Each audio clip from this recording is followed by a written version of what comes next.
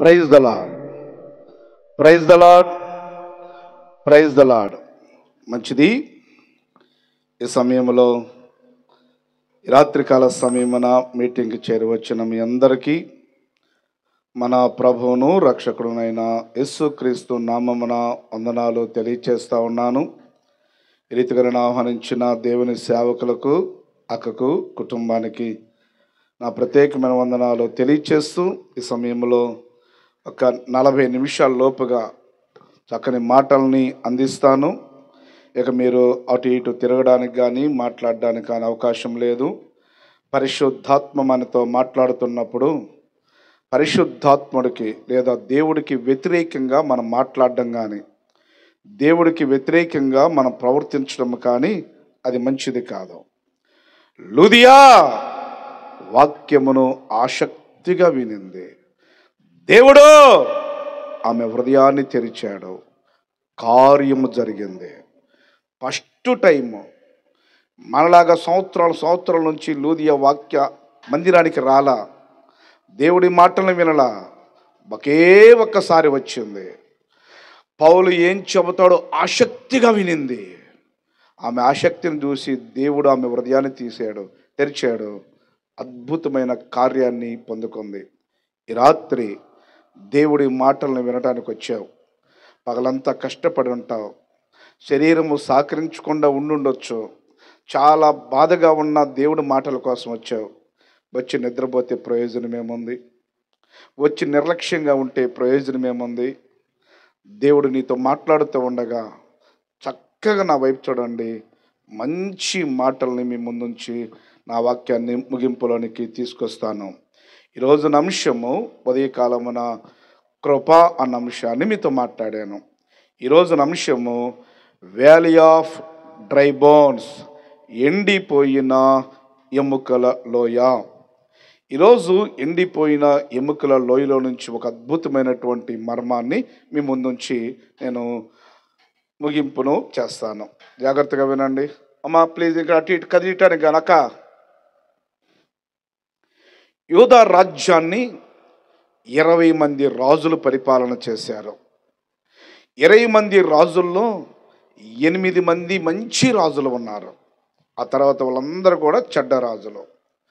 18వ రాజు దగ్గరికి వచ్చినప్పుడు యెహోయాకీను, సిద్కియా. 18వ రాజు యెహోయాకీము, 19వ రాజు యెహోయాకీను, 20వ రాజు సిద్కియా.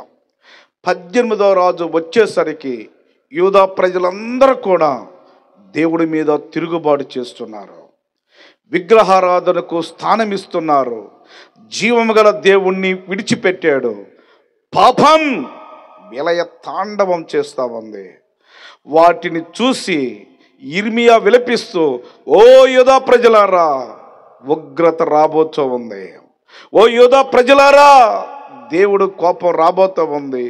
మీరు మీ పాపాన్ని విడిచిపెట్టండి, విగ్రహారాధన విడిచిపెట్టండి, విచ్చలవిడితనాన్ని విడిచిపెట్టండి, దేవుడి వైపు తిరగండి అని నెత్తి నోరు కొట్టుకుని చెప్పాడు. విన్నారా? వినలేదా?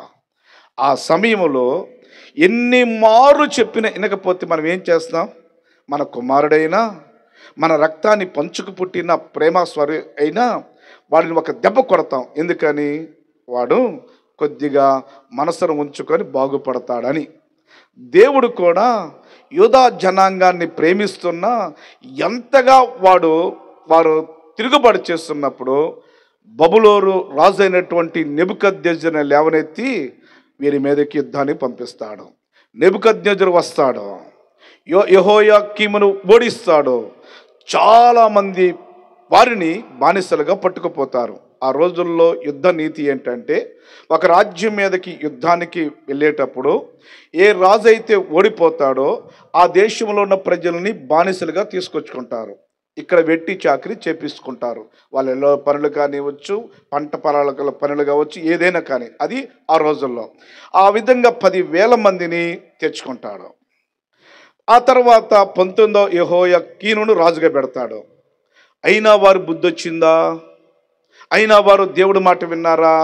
ఇంతమంది పోయారు, ఓడిపోయామన్న ఇది కూడా లేకుండా మరలా విగ్రహారాధనలో, మరలా తిరుగుబాటులో, మరలా పాపంలో ఉన్నప్పుడు దేవుడు మరలా నెబుకద్నెజరుని రెండోసారి పంపిస్తాడు.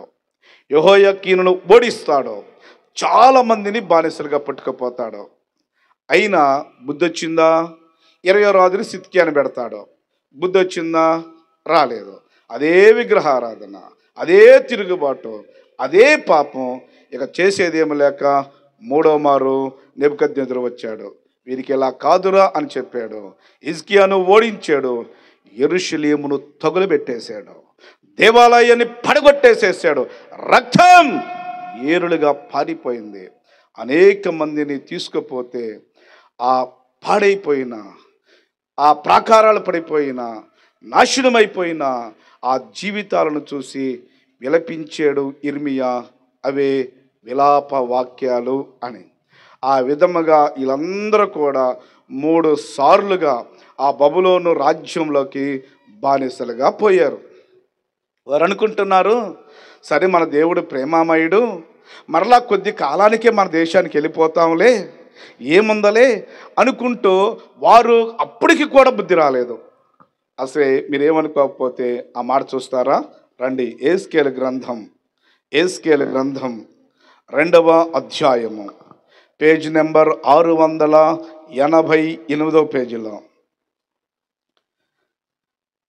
యెహెజ్కేలు గ్రంథం 2వ అధ్యాయము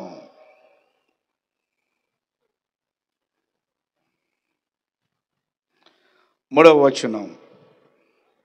ఆయన నాతో ఇట్లనెను, నరపుత్రుడా, నా మీద తిరుగుబాటు చేసిన జనుల యొద్దకు, ఇశ్రాయేలు యొద్దకు నిన్ను పంపుచున్నాను.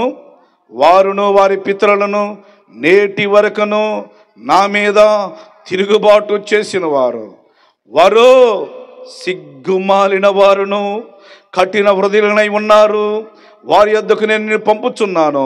వారు తిరుగుబాటు చేయువారు గనుక వారు వినును వినకపోయినను తమ మధ్య ప్రవక్త ఉన్నాడని వారు తెలుసుకున్నట్లు ప్రభువు యెహోవా ఇలాగూ సెలవిచ్చుచున్నాడని నీ వారికి ప్రకటించు. వాళ్ళు ఎవరో చెప్పండి? సిగ్గుమాలిన జనుల, నిత్యం తిరుగుబాటు చేసేటువంటి వారు. వారు పితరుల నుంచి తిరుగుబాటు చేస్తున్నారు, అయినా వారి మధ్యకు నిన్ను పంపుతున్నాను అని యెహేలు ప్రవక్తను పంపించాడు. ఆ విధంగా వారు పాపము చేసి తిరుగుబాటు చేసి బబులోను సామ్రాజ్యానికి వెళ్ళాడు. బబులోను సామ్రాజ్యంలో ఒక ప్రదేశంలో వీరిని బానిసలుగా ఉంచేశాడు నెబుకద్నెజరు.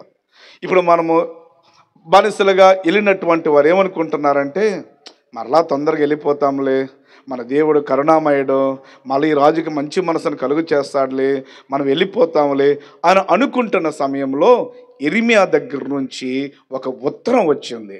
ఆ ఉత్తరములో ఇలా ఉంది, చూస్తారా మాట? ఇర్మియా గ్రంథం 29వ అధ్యాయము 10వ వచనం. ఇర్మియా గ్రంథం 29వ అధ్యాయము 10వ వచనం. యెహోవా ఆజ్ఞ ఇచ్చుచున్నాడు, బబులోను రాజ్యమునకు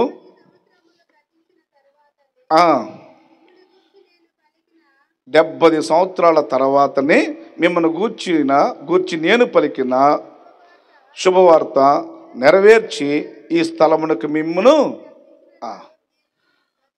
పిల్లలు సెట్రైట్ ఇంకా అటు ఇటు కూర్చోడానికి అటు ఇటు తిరగడానికి లేదు. ఇప్పుడు ఇర్మియా నుంచి ఒక లెటర్ వచ్చింది. ఏమని? అయ్యా, మీరు 70 సంవత్సరాల దగ్గర బబులోను రాజ్యంలోనే ఉండాలి. 70 సంవత్సరాల తర్వాత శుభవార్త ద్వారా నేను మిమ్మల్ని బయటకు తీసుకొస్తాను అన్నాడు.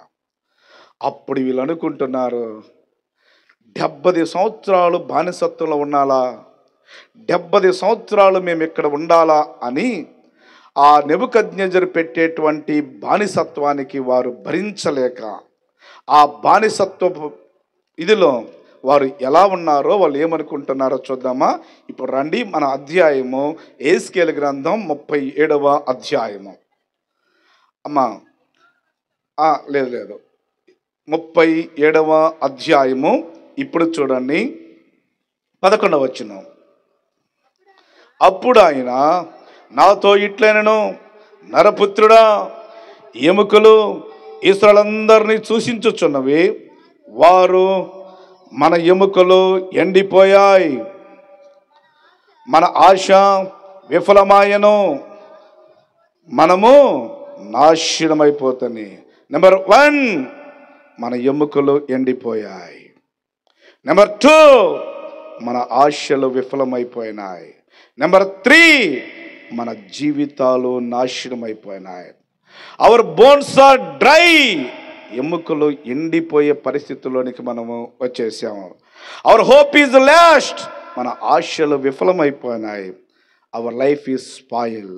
మన జీవితాలు నాశనమైపోయినాయి. ఇలాంటి పరిస్థితుల్లో ఇక మనము జీవించడము దేనికి, మనం బ్రతకడము దేనికి?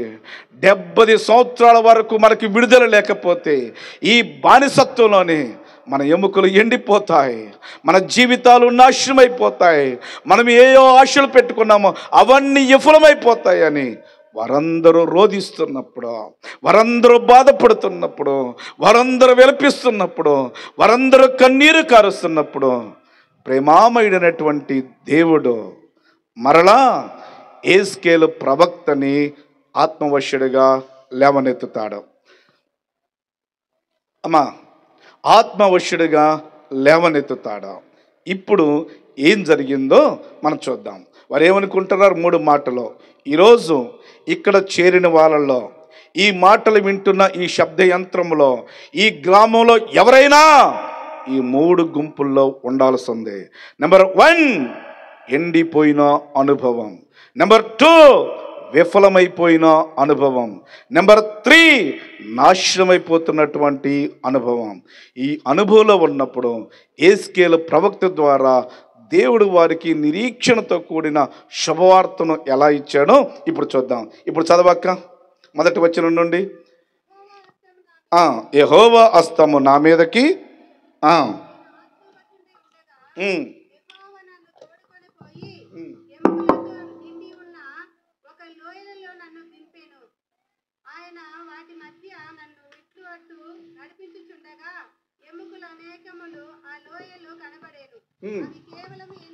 అవి కేవలము ఎండిపోయినవి. ఆయన నరపుత్రుడా, ఎండిపోయిన ఎముకలు బ్రతుకగలవా అని నన్ను అడగగా, ప్రభువా యెహోవా అది నీకే తెలియనని నేనంటిని. అందుకైన ప్రవచనమెత్తి ఎండిపోయిన ఎముకలతో ఎట్లనము, ఎండిపోయిన ఎముకలారా యెహోవా మాట ఆలకించుడి. ఎముకలకు ప్రభు అయిన యెహోవా సెలవిచ్చినదేమనగా, మీరు బ్రతుకున్నట్లు నేను మీలోనికి జీవాత్మను రప్పించుచున్నాను. చర్మము కప్పి మీకు నరమలనిచ్చి మీ మీద మాంసము పొదిగి చర్మం మీ మీద కప్పెదను. మీలో జీవాత్మను ఉంచగా మీరు బ్రతుకుదరు. అప్పుడు నేను యెహోవానైనానని మీరు తెలుసుకుందరు. ఆయన నాకు ఇచ్చిన ఆజ్ఞ ప్రకారము నేను ప్రవచించుచుండగా గడగడగడమని ధ్వని ఒకటి పుట్టెను. అప్పుడు ఎముకలు ఒకదానితో ఒకటి కలుసుకొనెను. నేను చూచుచుండగా నరములను మాంసమును వాటి మీదకు వచ్చెను. వాటిపైన చర్మము కప్పెను. అయితే వాటిలో జీవాత్మ ఎంత మాత్రము లేకపోయాను. అప్పుడే నరపుత్రుడా, జీవాత్మ వచ్చినట్లు ప్రవచించి ఇట్లనము, ప్రభువు యెహోవా సెలవిచ్చినదేమనగా, జీవాత్మ నలుదిక్కుల నుండి వచ్చి హతులైన వీరు బ్రతుకున్నట్లు వారి మీద ఊపిరి విడువము అని నాకు ఆజ్ఞాపించినట్లు నేను ప్రవచింపగా జీవాత్మ వారిలోనికి వచ్చును. వారు సజీవులే లేచి లెక్కింప శక్యము కాని మహా. ఇక నా వైపు చూడండి, బైబిల్ చూపించను, చక్కగా మీకు అర్థమవుతాడు చెప్పేస్తా. బైబిల్ చూస్తే మీకు ఏమీ రాదు. నా వైపు చూడండి, తర్వాత మీరు చదువుకోండి, చక్కగా అర్థమైపోతుంది. ఆత్మవశుడుగా యేస్కేలు ప్రవక్తను ఒక లోయలోనికి తీసుకుపోయాడు. ఆ లోయ చీకటి లోయ. ఆ లోయలో ఎండిపోయిన ఎముకలు ఉన్నాయి. ఇప్పుడు యేస్కేలు ప్రవక్తని దేవుడు, యేస్కేల్ అటు ఇటు నడువు అన్నాడు. ఆత్మవశుడైనటువంటి యేస్కేలు ఆ లోయలో ఈ చివరి నుంచి ఆ చివరికి 3 సార్లు నడిచాడు. ఇప్పుడు నడిచిన తర్వాత, యేస్కేల్ నీకేం కనిపిస్తున్నాయి? ఎండిపోయిన ఎముకలు కనిపిస్తున్నాయ్యా. ఆ ఎముకలు ఎలాంటివి? కేవలము ఎండిపోయినవి, ఓన్లీ డ్రై బోన్స్. వాటిల్లో ఏ మాత్రము కూడా లేక కేవలము ఎండిపోయినయ్యే. ఇప్పుడు నరపుత్రుడా, ఎండిపోయిన ఎముకలు బ్రతుకగలవా? Son of man, can these bones live? ఎండిపోయిన ఎముకలు బ్రతుకుగలవని యేస్కేలును అడుగగా యేస్కేలు సెలవిస్తున్నమాట, oh Lord, you know that, అది నీకు మాత్రమే తెలుసునయ్యా, నాకేం తెలుసు అన్నాడు. అయితే యేస్కేల్ ఎండిపోయిన ఎముకలతో ఈ విధంగా ప్రవచించు అన్నాడు. ఏ విధంగా ప్రవచించమన్నాడో చెప్పాడు. అప్పుడు ఎండిపోయిన ఎముకల వైపు తిరిగి, ఓ ఎండిపోయిన ఎముకలారా, యెహోవా మాట ఆలకించండి అని ఎప్పుడైతే ఆ చీకటి లోయలో, ఆ ఎండిపోయిన ఎముకల లోయలో ప్రవచనమెత్తి ప్రవచించగా గడగడ గడగడ గడగడ గడగడ గడగడ గడగడ శబ్దం అక్కడ పుట్టింది. ఎందుకో తెలుసా? ఒక వ్యక్తి యొక్క కాలు ఎముక అక్కడ ఉంది, చేతి వెముక అక్కడ ఉంది, తల పుర్రె ఇక్కడ ఉంది. అక్కడ ఉన్న ఎముక వచ్చి ఈ యొక్క దాన్ని కలుసుకోగా, అక్కడ ఉన్న ఎముక వచ్చి కలుసుకోగా కేవలము ఎండిపోయిన ఎముకలు ఇలా ఇలా ఉండగా అన్ని ఎముకలు ఒక్కసారిగా కలుసుకొనగా గడగడ గడగడ గడగడ గడ మన శబ్దం వచ్చింది. ఎముకలు కలుసుకున్నాయి, వాటి మధ్యలో నరాలు వచ్చేసాయి, వాటి మధ్యకు కండరాలు వచ్చేసాయి, వాటిపైన చర్మం వచ్చింది. యేస్కేల్, ఇప్పుడు నువ్వేం చూస్తున్నావు? అయ్యా, అవి కలుసుకున్నాయి కానీ వాటిల్లో జీవము లేదు అన్నాడా. యేస్కేల్, మరలా ఈ విధంగా ప్రవచించు అనగా ఇప్పుడు యేస్కేలు ఆత్మవశుడై, జీవాత్మ నలు దిక్కుల నుండి వచ్చి హతులైన వీరు బ్రతుకున్నట్లుగా వారి మీద ఊపిరి విడువు అని ఎప్పుడైతే ప్రవచించగా ఆ ఎండిపోయిన ఎముకలు మనుషులుగా మారి మహా సైన్యముగా నిలబడ్డారు. యేస్కేలుకి ఏమీ అర్థం కాలేదు. యేస్కేల్, ఇప్పుడు ప్రారంభంలో నువ్వేం చూసావు? కేవలము ఎండిపోయిన ఎముకలను చూశాను. ఆ ఎముకలు ఎండిపోవటానికి కారణం ఏంటి? నీ మీద తిరుగుబాటు. ఆ ఎముకలు ఎండిపోవటానికి కారణం ఏంటి? విగ్రహారాధన. ఆ ఎముకలు ఎండిపోవటానికి కారణం ఏంటి? పాపం. మరి ఎండిపోయిన ఎముకలను చూసిన నీవు మహాసైన్యముగా మారాయి కదా. ఇప్పుడు నువ్వేం చూస్తున్నావు? మహాసైన్యముగా చూస్తున్నావు. మధ్యలో ఏం జరిగింది? యేస్కేల్, ఎండిపోయిన ఎముకలు మహాసైన్యముగా మారటానికి మధ్యలో ఏం జరిగింది? ప్రభువా, నీ మాట విన్నాయి, నీ మాటకు లోబడ్డాయి. నీ మాట నేను ప్రవచించినప్పుడు ఎండిపోయిన ఎముకలు నీ మాట విన్నాయి గనక మహా సైన్యముగా నిలబడ్డాయి. అయితే ఈ దర్శనాన్ని చూసిన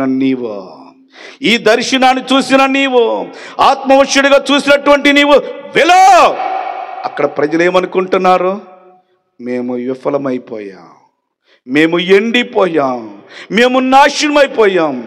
ఎండిపోవటానికి కారణం తిరుగుబాటు, విఫలమవటానికి కారణం విగ్రహారాధన, నాశనమైపోవటానికి కారణం పాపం. వారి విగ్రహారాధన, వారి తిరుగుబాటు వారు ఎండిపోయే విధంగా చేశాయి, వారు విఫలమైపోయే విధంగా చేశాయి, వారు నాశనమైపోయే విధంగా చేశాయి, 70 సంవత్సరాలు బానిసత్తులకు వెళ్ళే విధంగా చేశాయి. అయితే ఇప్పటికీ మించిపోయిందేమీ లేదు. నువ్వు వెళ్ళి, ఓ ఇశ్రాయేలు ప్రజలారా, ఇప్పటికైనా మీరు దేవుడి వైపు తిరగగలిగితే, ఇప్పటికైనా జీవము గల దేవుణ్ణి ఆరాధించగలిగితే, దేవుడి మాటకు విధేయత చూపించగలిగితే, మీ పాపాన్ని విడిచిపెట్టగలిగితే, విఫలమైపోయినటువంటి మిమ్మలను, నాశనమైపోతున్నటువంటి మిమ్మలను, ఎండిపోతున్నటువంటి మీ జీవితాలను తిరిగి మహాసైన్యముగా నిలబెడతాడు. ఇదే యెహోవా వాక్కు అని దేవుడు సెలవిచ్చాడు. ఆ మాట చూస్తారా? చూడండి, 12వ వచనం చదవక, 12వ వచనం నుంచి 14వ వచనం వరకు. కాబట్టి ప్రవచనం ఎత్తి,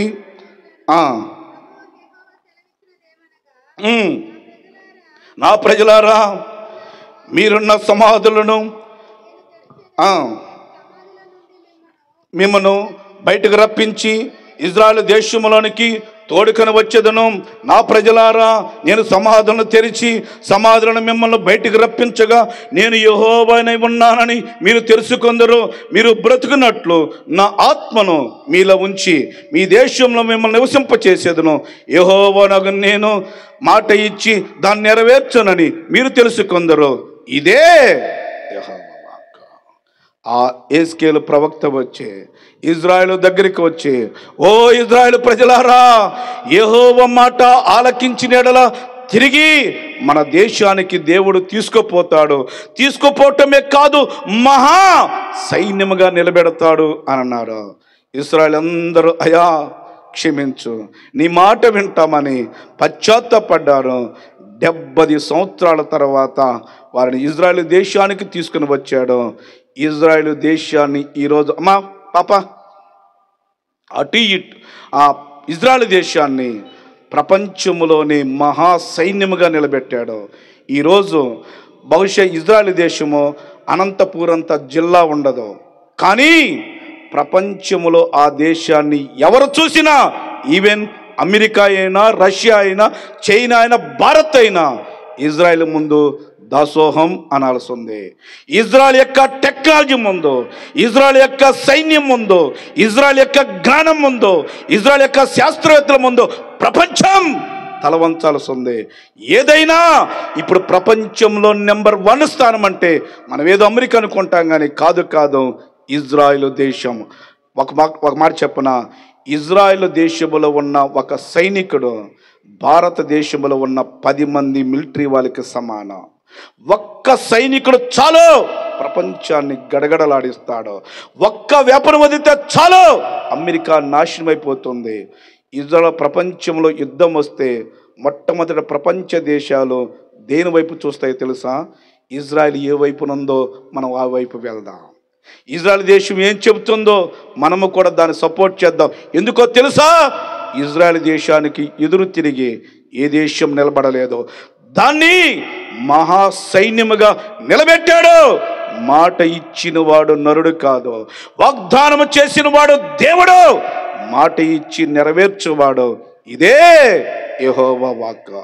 ఈ రాత్రికాల సమయమున అమ్మా అయ్యా, ఎండిపోవటానికి కారణము తిరుగుబాట, విఫలమవటానికి కారణము విగ్రహారాధన, నాశనమైపోవటానికి కారణం పాపం. ఈ పాపాన్ని బట్టి, విగ్రహారాధన బట్టి, దేవుడి మీద తిరుగుబాటును బట్టి ఎండిపోయేవేమో, విఫలమైపోయేవేమో, నాశనమైపోయేవేమో. ఈ రాత్రికాల సమయమున ఈ యొక్క ఉజ్జీవ సభల ద్వారా దేవుడు మనతో మాట్లాడుతున్న మాట, ఓ చేవూరు గ్రామ ప్రజలారా, ఈ రాత్రి దేవుడు మాట వినగలిగితే, ఓ చేవూరు గ్రామ ప్రజలారా, ఈ రాత్రి జీవము గల దేవుడి వైపు తిరగగలిగితే, ఓ చేవూరు గ్రామ ప్రజలారా, ఈ రాత్రి దేవుడి దగ్గరకు రాగలిగితే ఎండిపోయిన మీ జీవితాలను చిగురింప చేస్తాను. విఫలమైపోయినటువంటి మీ ఆశలను సఫలము చేస్తాను. నాశనమైపోతున్న మీ బ్రతుకులను తిరిగి మహా సైన్యముగా ఆశీర్వాదాలతో నిలబెడతాను. మాట ఇచ్చిన వాడు దేవుడు. ఈ రాత్రి మీ గ్రామాన్ని ప్రేమించాడు, ఈ రాత్రి మీ కాలనీని ప్రేమించాడు, ఈ రాత్రి ఈ మాటలు వినిపించాలని దేవుని సేవకులకు ఒక భారాన్ని ఇచ్చాడు. ఇప్పటికైనా మించిపోయింది ఏమీ లేదు, ఇప్పటికైనా మించిపోయింది ఏమీ లేదు. విఫలమైపోయిన పరిస్థితుల్లో, ఎండిపోయిన పరిస్థితుల్లో, నాశనమైపోతున్న పరిస్థితులు ఉంటే ఈ రాత్రి ఒక శుభవార్త, రండి. ఈ రాత్రైనా దేవుడి వైపు తిరగగలిగితే, దేవుణ్ణి ఆరాధించగలిగితే, దేవుడి సన్నిధికి రాగలిగితే మీ జీవితాలను తిరిగి నిలబెట్టడానికి, మీ కుటుంబాలను తిరిగి నిలబెట్టడానికి, మిమ్మల్ని మహా సైన్యముగా ఆశీర్వాదకరంగా చేయటానికి ఆ దేవదేవుడు ఇష్టపడుతూ ఉండగా ఈ రాత్రి ఎందుకని జీవం గల దేవుడి దగ్గరికి రాకూడదు? ఈ సమయంలో మనము 3 మాటలు చూసాం కదా, ఆ 3 మాటల్ని కొద్దిసేపు వివరించి నా మాటల్ని ముగిస్తాను. నెంబర్ 1, ఎండిపోవడము. అక్క నా వైపు చూడండి. ఎండిపోవటం. ఆ చెట్టులో ఉన్న ఆకు ఎందుకు ఎండిపోతుంది? చెట్టు నుంచి వేరైపోతే. చెట్టుకున్న కొమ్మ ఎప్పుడు ఎండిపోతుంది? చెట్టు నుండి వేరైతే, చెట్టు ఎప్పుడు ఎండిపోతుంది? భూమిలో ఉన్న వేరు దాని నుంచి వేరైపోతే ఎండిపోతుంది. ఇప్పుడు సింపుల్ మీకు అర్థం అవటానికి చాలా వచనాల్లో ఉన్న చూపించడం, కానీ ఎండిపోవటానికి కారణము దూరం కావటం, ఎండిపోవటానికి కారణము వేరు కావటం. ఈ రాత్రి ఎండిపోయినటువంటి పరిస్థితుల్లో ఉంటే దానికి ఒకే ఒక కారణము, నువ్వు దేవుడి సన్నిధికి దూరమయ్యావు, దేవుడి ఇంటికి దూరమయ్యావు, దేవుడి సన్నిధికి నువ్వు దూరం అయిపోయావు. ఫలితం నువ్వు ఎండిపోయావు. బెత్లెహేములో కరువు వచ్చిందని దేవుడు బుద్ధి చెప్పడానికి కరువును తీసుకొస్తే చాలా జ్ఞానము కలిగిందలాగా నయోమి తన భర్తను, 2 కుమారులను తీసుకొని బెత్లెహేమును విడిచి మోయాబుకి వెళ్ళిపోయింది. ఆమె అనుకుంది చాలా మంచి పని చేస్తున్నాను, కరువును తప్పించుకోవటానికి అనుకుంది. పోయినప్పుడు 3 పువ్వులు 6 కాయలుగా 2 కుమారులకి పెళ్లి చేసి 4 6 అయ్యారు. 10 సంవత్సరాల పాటు చాలా బాగున్నారు. ఆ తర్వాత ఒకే ఒక ప్రిన్సిపల్, దేవుడి ఇంటికి దూరం అయితే ప్రారంభంలో బాగుండొచ్చేమో, దేవుడి ఇంటికి దూరం అయితే కొంతకాలం బాగానే ఉండొచ్చేమో, దేవుడి ఇంటికి దూరం అయితే కొంతసేపు లాభాల్లోనే ఉండొచ్చేమో. అయితే విని నాకు వేరై మీరేమీ చేయలేరు వాక్యం సెలవిస్తూ ఉంది. కొద్ది కాలము తర్వాత ఏమైందో ఏమో, 2 కొడుకులు చచ్చిపోయారు. ఏమైందో ఏమో, భర్త చచ్చిపోయారు. 3 పువ్వులు 6 కాయలుగా వికసించిన ఆ కుటుంబం ఎండిపోయిన పరిస్థితి.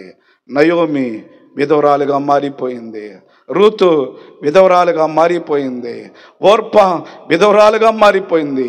ఇలాంటి పరిస్థితుల్లో, ఎండిపోయిన పరిస్థితుల్లో నా జీవితము చేదైపోయిన పరిస్థితుల్లో, ఏం చేయాలో అర్థమగాని పరిస్థితుల్లో ఇలా ఎండిపోవటానికి కారణమేంటో గ్రహించింది. బెత్లెహేముకు దూరం అవటమే. బెత్లెహేము అనగా దేవుని ఇల్లు, బెత్లెహేము అనగా రొట్టెల ఇల్లు. రొట్టెల ఇంటికి, దేవుడి సన్నిధికి, దేవుడి ఇంటికి దూరమై నేను ఎండిపోయాను అనని చాలా బాధపడుతున్నప్పుడు ఒకానొక రోజు ఒక మాట వినింది. ఆ మాట చూస్తారో చూడండి. రూతు గ్రంథం 1వ అధ్యాయము 6వ వచనం చదవండి అక్క. చాలా మంచి మాట. వారికి ఆహారం ఇచ్చుటకు యెహోవా తన జనులను మరలా దర్శించెనని నయోమి విని, వారికి ఆహారం ఇచ్చుటకు, కరువును తొలగించి దేవుడు వారికి ఆహారం ఇచ్చుటకు వారిని మరలా దర్శించినని ఆ నయోమి ఆ మాట విని, నేను బెత్లెహేముకి వెళతాను, దేవుడింటికి దూరం అయిపోయాను, ఎండిపోయాను, చేదైపోయాను, మోడిబారిపోయాను, విధురాలిగా ఉండిపోయాను, ఒంటరి జీవితము నాకు బుద్ధొచ్చిందని మరలా బెత్లెహేముకు తిరిగి వచ్చినప్పుడు నయోమి జీవితాన్ని దేవుడు చిగురింప చేశాడు. విధవరాలైనటువంటి రూతును బోయజుకి వివాహము జరిగించి, ఆ బోయజు రూతుల ద్వారా ఒక అద్భుతమైన కుమారుడు పుడితే ఆ బెత్లెహేము ప్రజలు ఏమన్నారో తెలుసా? రూతుకి బోయజుకి కుమారుడు పుట్టేను లేదు, నయోమికి కుమారుడు కలిగాడు అన్నారా? చేదైపోయినటువంటి నయోమి జీవితము, మారాతో కూడినటువంటి నయోమి జీవితాన్ని తిరిగి వికసింప చేశాడు, తిరిగి చిగురింప చేశాడు, తిరిగి మధురము చేశాడు. కారణం ఒకటే, ఆమె తిరిగి దేవుడి సన్నిధికి వచ్చింది. అమ్మా అయ్యా, ఎండిపోవటానికి కారణము దేవుడి ఇంటికి దూరం అవటం, దేవుడికి దూరం అవటం, దేవుడి సన్నిధికి దూరం అవటం. ఈరోజు చాలా కుటుంబాలు ఎండిపోయిన పరిస్థితి కాదంటారా? చాలా బిడ్డలు ఎండిపోయిన పరిస్థితి కాదంటారా? చాలా కుటుంబాలు ఎండిపోయిన పరిస్థితుల్లో, అయ్యా అయ్యా నా కుమారుడి కొరకు ప్రార్థన చేయ్యా. ఏమైందక్క? 8 సంవత్సరాలక్క? 25 సంవత్సరాలయ్యా. ఏమైందక్క? ఏం చెప్పమంటావయ్యా? వాడు ఉదయం లేచి మంచినీళ్ళు తాగినట్లు మద్యం తాగి 25 సంవత్సరాలు వచ్చేసరికి 50-70 కేజీలు ఉండాల్సిన వాడు ఎండిపోయిన పరిస్థితి అయ్యా. డాక్టర్ దగ్గరికి తీసుకపోతే లోపల అవయవాలన్నీ పాడైపోయినాయమ్మా, వాడిని మేమేమీ చేయలేం, వాడు ఏదన్నా కోరింది ఏదన్నా అడిగితే వాడికి పెట్టమ్మా, కొద్ది రోజులే బ్రతుకుతారు, వాడి జీవితము ఎండిపోయిందయ్యా. వాడి జీవితము ఎండిపోయింది. వాడిలో ఏమీ లేదు. గాలి కొడితే పోయేటట్టు ఉన్నాడు. ఎండిపోవటానికి కారణం దేవుడికి దూరమై లోకానికి దగ్గరయ్యారు. దేవుడి ఇంటికి దూరమై పాపానికి దగ్గరయ్యారు. ఫలితం ఎండిపోయిన అనుభవం. అయ్యా వాడు చూడయ్యా, హాస్పిటల్కి పోయేస్తున్నానయ్యా, వాడి గురించి ప్రార్థన చేయయ్యా. ఏమైందక్క? ఏం చేయమంటావయ్యా? వాడికి రాని రోగం వచ్చిందయ్యా, వాడికి ఎయిడ్స్ లాంటి రోగం వచ్చిందయ్యా. ఏనుగులాగా ఉండాల్సిన వాడు పీనుగులాగా ఉండిపోయాడయ్యా. డాక్టర్లు రోజులు లెక్క పెట్టుకో అని చెప్తున్నారు. వాడి గురించి ప్రార్థన చేయయ్యా. వాడు ఎండిపోవటానికి కారణం తిరిగి తిరిగి వాడు ఎండిపోయాడు. తాగి తాగి ఎండిపోయాడు. తిని తిని ఏమైందక్క? అయ్యా క్యాన్సర్ హాస్పిటల్కి పోయిస్తున్నాను. ఏమైందక్క? ఏం చేయమంటావయ్యా? వాడు ఎప్పుడూ కైనీల బొగ్గన పెట్టుకొని లోపల వాడికి క్యాన్సర్ వస్తే చేసేది ఏమీ లేక హాస్పిటల్కి తీసుకెళ్తే 4వ స్టేజో 5వ స్టేజో దాటిపోతుంది అంటున్నారు. ఏం చేయాలి? ఎండిపోతున్నాడయ్యా. ఎండిపోవటానికి కారణం, వారు ఎండిపోవటానికి కారణం తినగోడని తిని తిని, ఎండిపోవటానికి కారణము తాగగోడని తాగి తాగి, వారు ఎండిపోవటానికి కారణము తిరగకూడని పరిస్థితుల్లో తిరిగి తిరిగి వారి జీవితాలు ఎండిపోయాయి. ఏం చేయాలో అర్థమగాని పరిస్థితుల్లో, ఎండిపోయిన అనుభవాలు ఒకవేళ ఉంటే, ఎండిపోయిన పరిస్థితుల్లో ఒకవేళ ఉంటే, అయ్యా వారి జీవితాలు ఎండిపోయిన పరిస్థితి అయ్యా, వారి కుటుంబాలు ఎండిపోయిన పరిస్థితి అయ్యా, శాపం వారి కుటుంబం మీద ఏలుబడి చేస్తూ వారు ఎండిపోయిన పరిస్థితుల్లో ఉంటే, ఈ రాత్రి ఎటువంటి ఎండిపోయిన పరిస్థితుల్లో ఉన్నా, ఎటువంటి పరిస్థితుల్లో ఈ రాత్రిలో ఉన్న ఒక శుభవార్త, ఎండిపోయిన వ్యక్తులారా ఈ రాత్రి దేవుడి వైపు తిరగగలిగితే, ఓ ఎండిపోయిన కుటుంబాలారా ఈ రాత్రి దేవుడి దగ్గరకు రాగలిగితే, ఓ ఎండిపోయినటువంటి చేవూరు గ్రామ ప్రజలారా ఈ రాత్రి దేవుడి దగ్గరకు రాగలిగితే, దేవుడు ఎండిపోయిన నీ కుటుంబాన్ని, ఎండిపోయిన నీ జీవితాన్ని, ఎండిపోయిన బ్రతుకులను తిరిగి చిగురింప చేస్తాడు, ఫలమిస్తాడు, ఫలితాలు చూస్తావన్న సత్యాన్ని జ్ఞాపకం చేస్తున్నాను. ఎండిపోయిన నయోమి జీవితాన్ని చిగురింప చేసిన దేవుడు నేటికి సజీవుడు. మాట ఇచ్చినవాడు నరుడు కాడు, వాగ్దానము చేసినవాడు దేవుడు. రెండవ మాట, ఆశలు విఫలము కావటము. ఎందుకు ఆశలు విఫలమవుతాయి అనంటే, డాడీ నేను దూరంగా వెళ్ళి బిజినెస్ చేసి చాలా డబ్బు సంపాదించాలనుకుంటున్నాను, కాబట్టి నేను వెళ్ళిపోతున్నానంటే బాగుండు, పోరా సరే చేసుకోరని. కాబట్టి వాడు ఏమంటున్నాడు?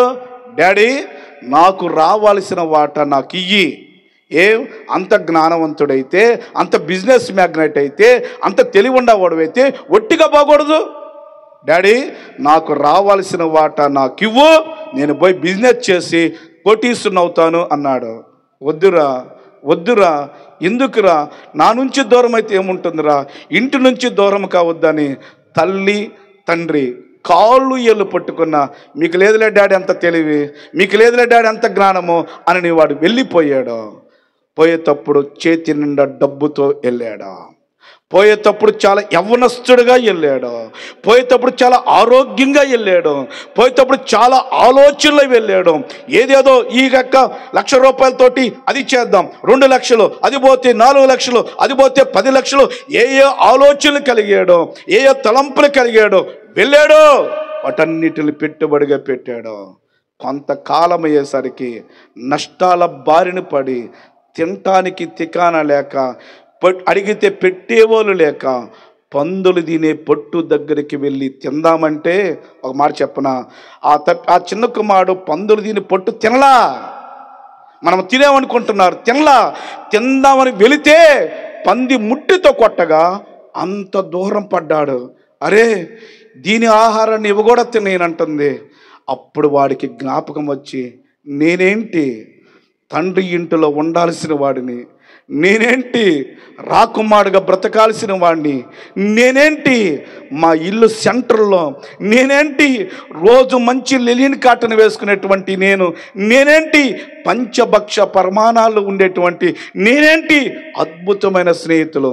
ఇప్పుడు ఊరికి వెలుపులుగా పందులతో సహవాసము, పందులు తినే పట్టుతో తినాలనిపించి నేనేంటి ఒంటరి వాడిపైనని బుద్ధి తెచ్చుకున్నప్పుడు, దేవుడు మరలా వాడికి ఆ బుద్ధిని కలిగించినప్పుడు మరలా తండ్రి దగ్గరికి వెళ్తాను, నా ఆశలు విఫలమైపోయినాయి డాడీ, నేను పాపం చేశానని వాడు తిరిగి వస్తున్నప్పుడు ప్రేమ కలిగిన తండ్రి అంత దూరం నుండి వాడిని కనిపెట్టి పరుగుని వెళ్ళి మెడ మీద పడి ముద్దు పెట్టుకొని తిరిగి తన పనివారికి చెబుతున్నారు, త్వరగా వీడికి స్నానం చేయించండి, ప్రశస్త వస్త్రాన్ని తొడగండి, ఉంగరాన్ని పెట్టండి, చెప్పులు తొడగండి, సింహాసనం మీద కూర్చి మనందరము సంతోషించినట్లుగా గొప్ప విందు చెయ్యండి అన్నాడు.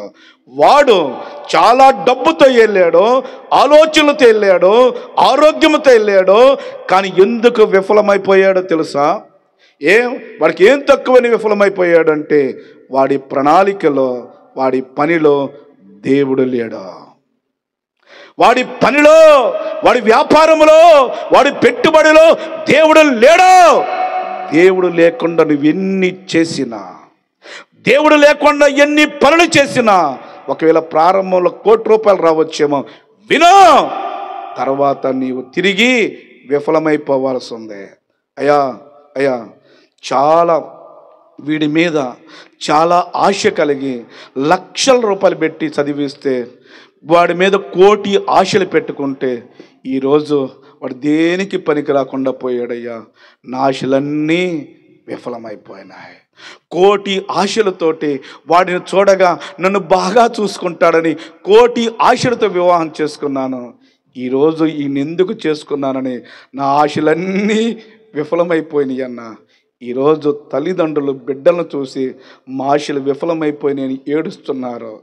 భార్యలు భర్తలను చూసి ఈయనెందుకు చేసుకున్నానా, నేను చాలా ఆశలు పెట్టుకున్నాను, నా కుటుంబం ఇలా ఉంటుంది, నా జీవితం ఇలా ఉంటుంది, నా బిడ్డలు ఇలా ఉంటారని 1,00,00,000 ఆశలు పెట్టుకుంటే రోజు నరకాన్ని చూస్తున్నాను.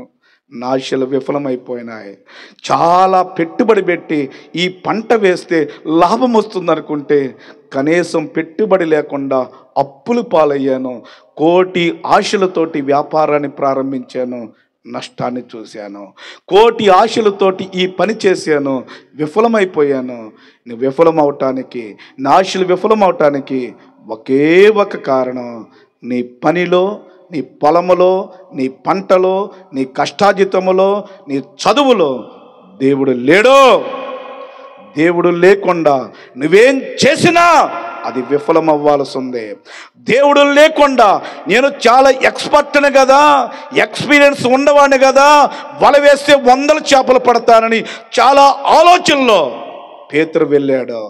పేతురు ఎంత ఎక్స్పర్ట్ అంటే మరలా చెబుతున్నాను, 40 సంవత్సరాలు గలిలీ సముద్రం దగ్గరే పుట్టాడు, 40 సంవత్సరాలు గలిలీ సముద్రం దగ్గర పెరిగాడు. పేతురు ఎంత ఎక్స్పర్ట్ అంటే గాలి వచ్చే వాటాను బట్టి వల వేసేస్తాడు, నీటి యొక్క రంగును బట్టి అక్కడ చేప ఉందో లేదో చెప్పేస్తాడు, నీటి అలను బట్టి అక్కడ చేపలు వస్తాయో లేదో చెప్పేస్తాడు. ఒక్కసారి వల వేస్తే 100 చేపలు తెస్తాడట. పేతురు జీవితంలో చేపలు లేకుండా తిరిగి వచ్చిన రోజే లేదు. అంత ఎక్స్పర్ట్. ఇంకా ఎంత ఎక్స్పర్ట్ అంటే పండితులు ఈ విధంగా చెప్తారు, మామూలు మన భాషలో చెప్పాలంటే, పొయ్యలిగిచ్చి బాండీ పెట్టి నూనె కాయించి ఉల్లిపాయ కొయ్యి ఆ లోపే చేపను తెస్తాను అంటాడట. నువ్వు తెచ్చినప్పుడు లేదు నువ్వు కోసేలోపు వస్తానని అంత అద్భుతమైనటువంటి పేతురు సముద్రంలోకి వెళ్ళి 100 సార్లు వల వేస్తే ఒక్క చేప కాదు కదా, చేప పిల్లను కూడా పట్టలేకపోయాడు. బయటికి రావటానికి నామోషిగా ఫీల్ అవుతున్నాడు. నేనేంటి చేపను పట్టకుండా తిరిగి రావటమా? లేదో నా ప్రాణమైన పోగొట్టుకుంటాను కానీ నేను చేప లేకుండా నేను తిరిగిపోనని ఆ రాత్రంతా 100 సార్లు వల వేశాడు. తెల్లారవుతుంటే ఎవరైనా చూస్తే, ఎరా పేతురు రాత్రంతా చేపలు పట్టలేకపోయేవా అని ఎగతాళి చేస్తారని తెల్లవారికి ముందే వచ్చి ఆ వల దగ్గర ఉండి, నేను ఎందుకు ఓడిపోయాను? నా ఆశలు ఎందుకు విఫలమైపోయినాయి? నేను ఓడిపోవటమా? నేను చేప పట్టలేకపోవటమా? నీరు కదిలితే చేప ఉందో లేదో చెప్పగలను. గాలి యొక్క వాటర్ని బట్టి నేను ఏ విధంగా వల వేయగలను నాకు తెలుసు. అలాంటి నేనేంటి చేపలు పట్టలేకపోవటం ఏంటి?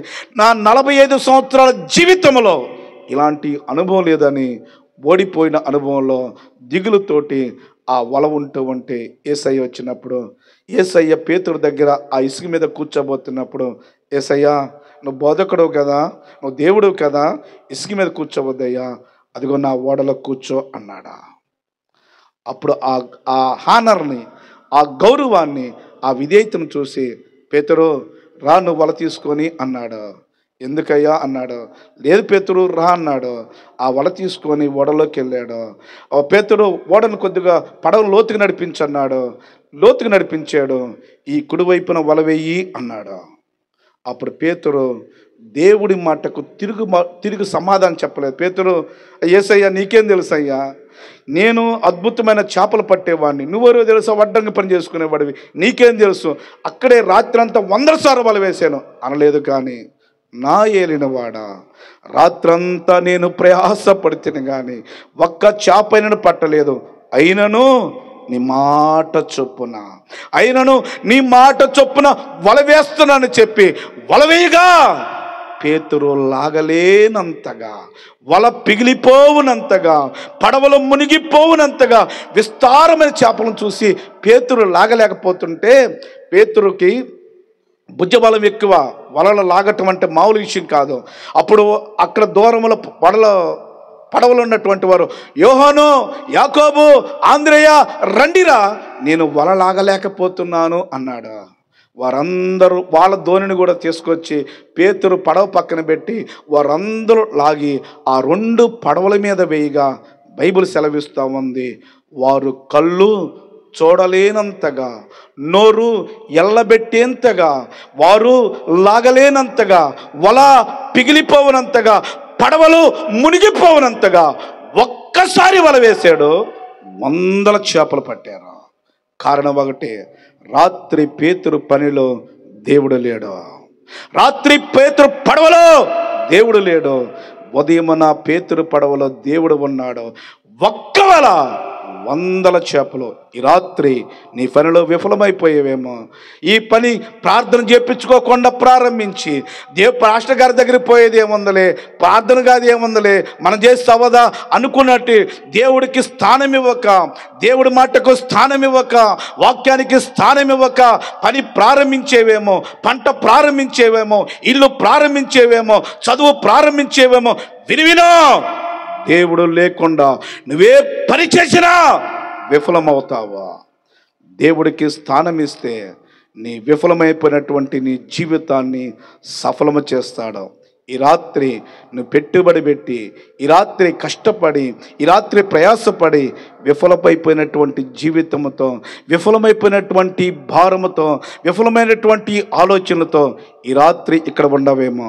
ఈ రాత్రి ఓ విఫలమైపోయినటువంటి ప్రజలారా, ఈ రాత్రి దేవుడి మాట వినగలిగితే నీ జీవితాల్లో, నీ హృదయాల్లో, నీ కుటుంబంలో, నీ గృహంలో దేవుడికి స్థానమిస్తే విఫలమైపోయినటువంటి నీ ఆశలను తిరిగి సఫలము చేస్తానని వాగ్దానము చేస్తున్నాడు.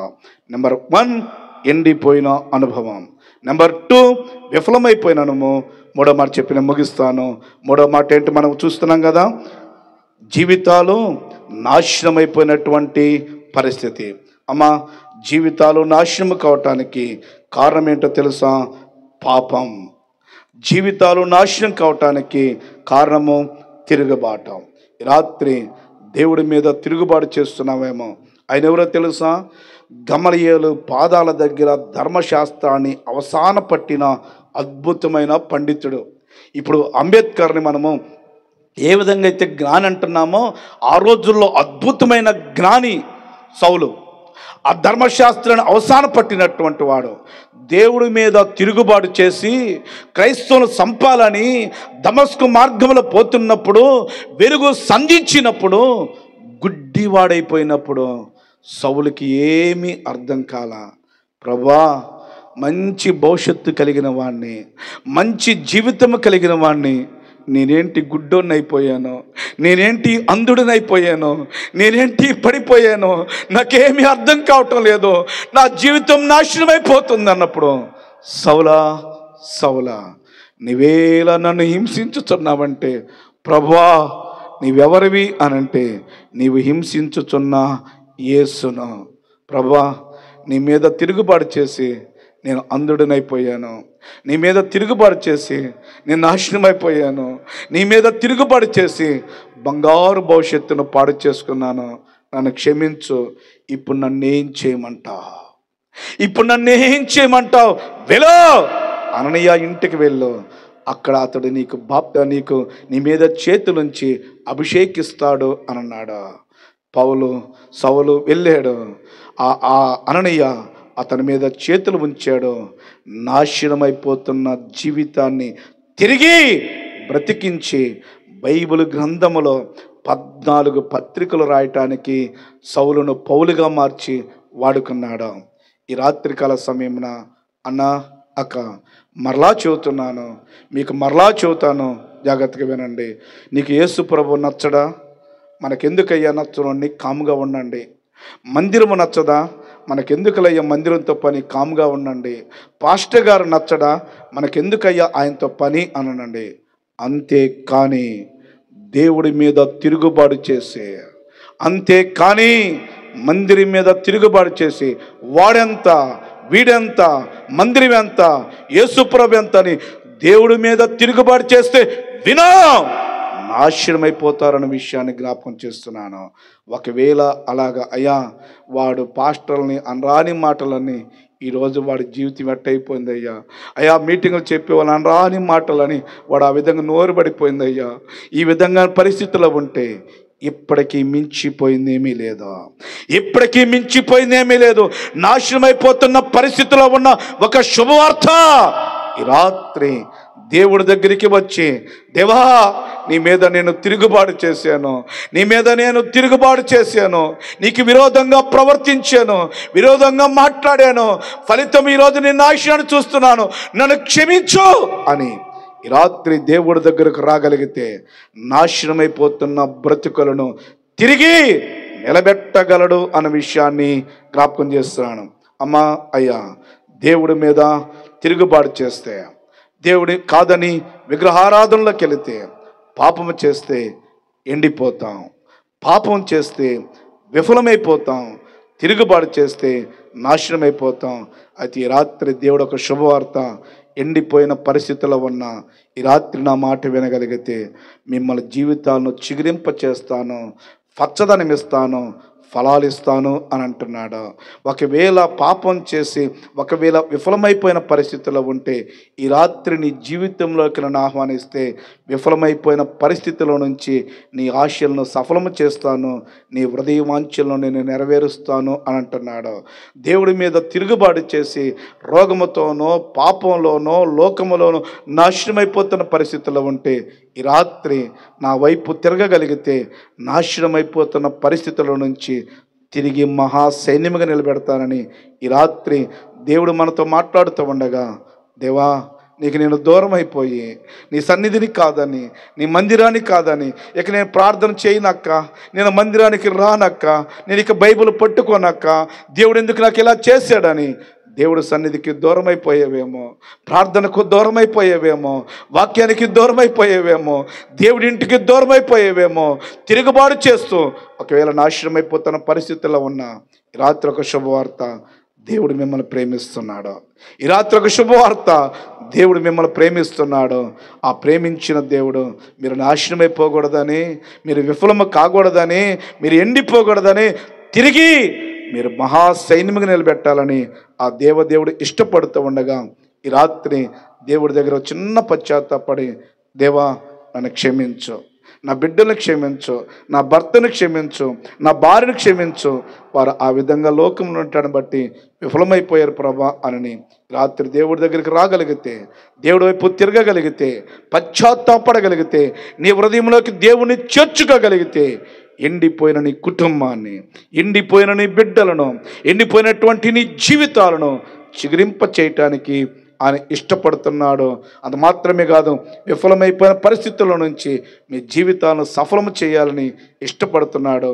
ఈ రాత్రి ఎందుకని మనందరము ఆజ్ఞను అతిక్రమించి పాపము చేసి దేవుడి మీద తిరుగుబాటు చేసి దేవుడికి విరోధి అయి సాతానుతో జతకట్టి పాపానికి దాసుడుగా పాప బంధకాల్లో పాప యొక్క కట్లతో బంధించబడి పాపం వల్ల వచ్చు జీతం మరణము కాగా దాని అంతము నిత్య నరకము కాగా నిత్య నరకానికి పాత్రమైనటువంటి మన జీవితాలను, విఫలమైపోయిన మన బ్రతుకులను, నాశనమైపోతున్నటువంటి మన జీవితాలను, నిత్య నరకానికి పాత్రమైనటువంటి మనలను తిరిగి బ్రతికించటానికి, తిరిగి నిలబెట్టడానికి, పాప బంధకాలను తెంచివేయటానికి, పరిశుద్ధతనివ్వడానికి, నీతినివ్వడానికి, రక్షణ ఇచ్చి బ్రతికిన 3 నాళ్ళు శాంతిని, నెమ్మదిని, సమాధానం అనుగ్రహించి ఎప్పుడు కన్ను మూసిన నిత్యత్వానికి వారసును చేయటానికి, ఎండిపోయిన మన జీవితాలను, నాశనమైపోతున్న మన బ్రతుకులను తిరిగి బ్రతికించడానికి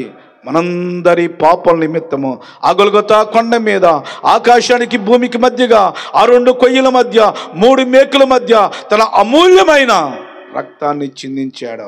నీ చేతులు చేసిన పాపానికి ఆయన చేతుల్లో శీలలో, నీ కాలు నడిచిన వంకర మార్గాలకు ఆయన కాళ్ళలో మేకులు, నీ తల ఊహించిన చెడ్డ ఊహలకు ఆయన తలపై ముండ్ల కిరీటం, ఈ పాపిష్టి హృదయం చేసిన చెడ్డ ఊహలకు ప్రక్కలో బల్లిపోటు, ఈ పాపిష్టి శరీరము చేసిన పాపాన్ని బట్టి ఆయన శరీరము నాగటి సాలవలె దున్నబడింది.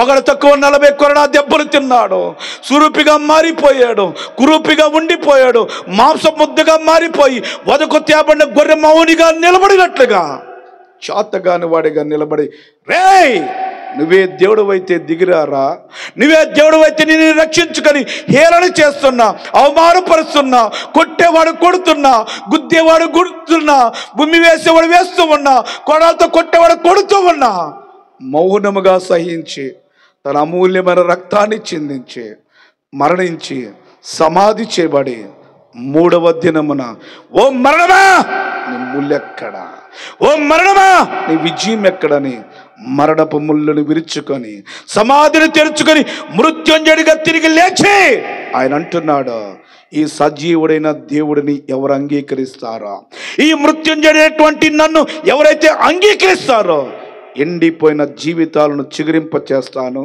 విఫలమైపోయిన పరిస్థితులను సఫలము చేస్తాను, నిత్య నాశనానికి వెళ్తున్నటువంటి మిమ్మల్ని మహా సైన్యముగా నిలబెడతాను అని అంటున్నాడు. నిజమే కదా? పెంట కుప్పల మీద పడి ఉండవారిని లేవనెత్తినటువంటి దేవుడు ఈ రాత్రి నిన్ను లేవనెత్తాలని, ఆశీర్వాదానికి వారసులు చేయాలని అన్న. ఆ కుటుంబం ఒకప్పుడు శాపాన్ని అనుభవించిందన్న, తరతరాలకు వారు కూటికి కూడా జరగని పరిస్థితి.